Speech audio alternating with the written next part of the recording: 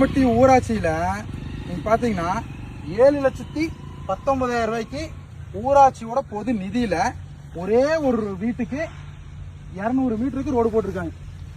200 மீட்டருக்கு காங்கிரீட் ரோடுங்க. நல்லா பாத்துக்குங்க. ஒரே ஒரு வீட்டுக்காக அப்படியே அந்த சைடு திரும்பி வச்சுக்கல. ஒரு மெட்டல் ரோட நான் ஒரு 20 வருஷமா நான் பாக்குறேன். 20 வருஷமா அந்த மெட்டல் ரோடு இருக்குது. அங்க ஒரு ரோட்ல 20 வருஷமா மெட்டல் ரோடு இருக்குது. இங்க ஒரு 150 வீடு 200 வீடு இருக்குது. இந்த சைடு பாத்தீங்கன்னா 150 இருந்து 200 வீடு இருக்குது.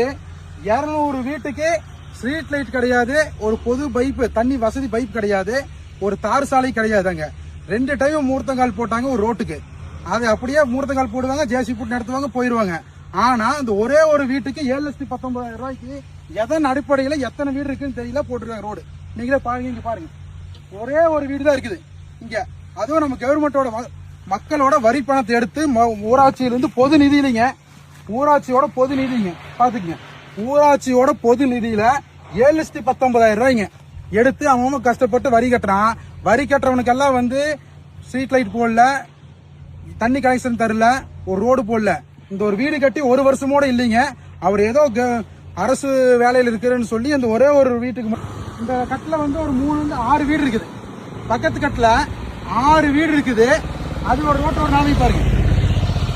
ஒரு வீட்டோட இருக்கிற ரோட்டோட நிலைமை பாருங்க. புது தார் ரோடு. இந்த பக்கத்து அதுக்கு முன்னத்த கட்டில சேரு பாருங்க. குழந்தை வச்சு எப்படி போவான்னு தெரியல. அவங்க ஒரு மண்ணு மூட போடல. அடுத்த ரோடு இந்த ரோடு ஒரு 300 இருந்து 400 வீட்டுக்கு போறக்கூடிய மெயின் ரோடுங்க. இதோட நிலைமை பாத்துங்க. இப்ப இல்லைங்க, 10 வருஷமா இந்த ரோடு இப்படித்தான் இருக்குது. இந்த ரோட்டுக்கு 10 வருஷம் ஆச்சுங்க. இப்படியாதான் இருக்குது மெட்டல் போட்டு. 10 இருந்து 15 வருஷம் ஆச்சு. இந்த ரோடு இப்படித்தான் இருக்குது. ஆனா இந்த ஒரு வீட்டுக்காக எவ்வளவு செலவு பண்ணிருக்கான்னு பாத்துக்கங்க. அதுக்கு முன்னது கட்டுதானுங்க அந்த ரோடு. அதுக்கடுத்து இன்னொரு ரோடு, அது இல்ல, அதுக்கடுத்து இந்த ரோடுங்க.